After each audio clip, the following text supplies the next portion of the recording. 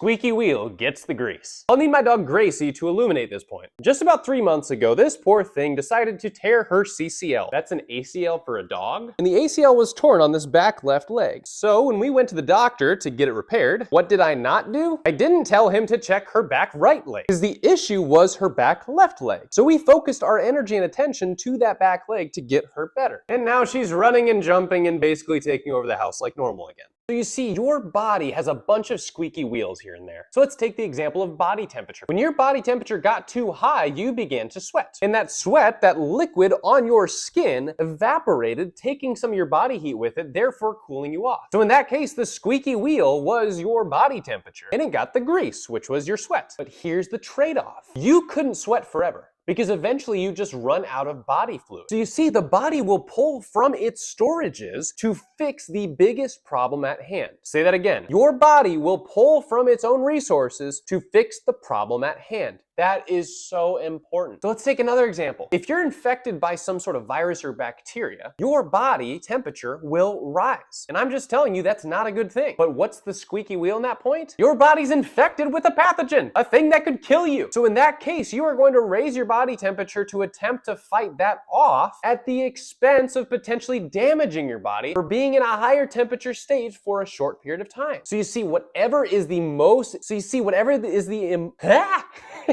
whatever your body deems as the most important issue to fix, it will do everything to fix it first. So get some grease on that tire, because the squeaky wheel gets the grease.